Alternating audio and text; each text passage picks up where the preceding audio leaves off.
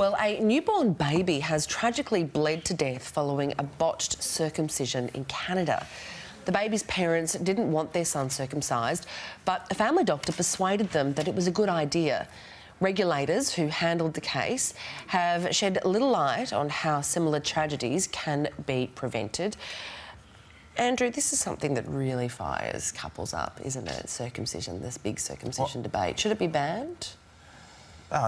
It's a question of choice. The first thing to say is that this is just absolutely gut-wrenchingly tragic. This is the worst possible... And here they are thinking, you know, they've got their GP or their doctor saying this is the right thing to do, for whatever reasons, whether they're medical reasons or, you know... Well, they'd have to be medical reasons if the doctor's advising you, presumably. Yeah, and it goes wrong. So that's the first thing to acknowledge.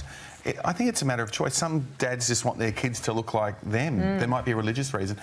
I mean, we didn't. We just went, oh, well, good on you, mate. That's what you've got. And It's interesting. Not many hospitals do them these days. The World Health Organization says that there is compelling evidence to suggest that circumcision can reduce the spread of HIV, but only very partially. And only they're talking African countries where, you know, you know, you're not using protection like condoms to really protect yourself. So as a last-ditch resort, circumcision can help. But this is such an emotive issue. I don't like it. I wonder too, is it genital mutilation? I mean, we wouldn't in a hospital want to, you know, circumcise a little girl. Like, so, you know, so to me, is that what we're essentially doing to little boys? Well, it's about cleanliness. It depends. So certainly, there's obviously when God was talking to his chosen people, he made them make one little sacrifice for them to show they were right on about it. So it's obviously an extremely important part. That's right. So it's, you know, it's pro women. You want, you know. But it was always a cleanliness issue. But you know, if we take the coyness out about talking about a penis, I mean, if you're not circumcised, as long as you know how to clean your penis correctly, then you're fine. I mean, and the paediatric associations more or less say that the risks associated with circumcision outweigh the benefits. But with this little baby, the medical treatment was botched from where to go.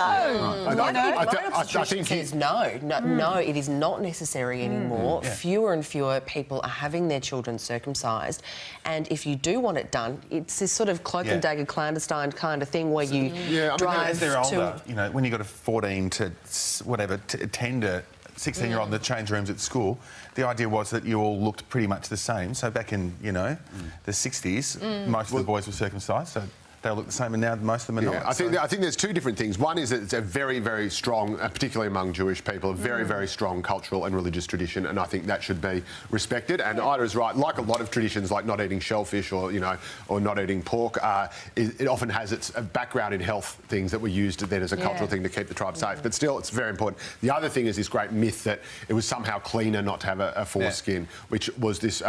My dad got circumcised. He was in America, in particular, very puritanical. Oh no, you know, it's dirty, cut it off. That has been proven to be largely unnecessary. So I think respect people's religious beliefs, but don't necessarily pretend that it's a medically justified thing. Disaster. So what are you guys at home thinking about this? Should circumcision be banned, is the question we asked on our Facebook page.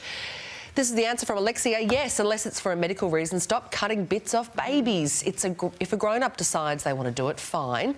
But otherwise, they should definitely be banned.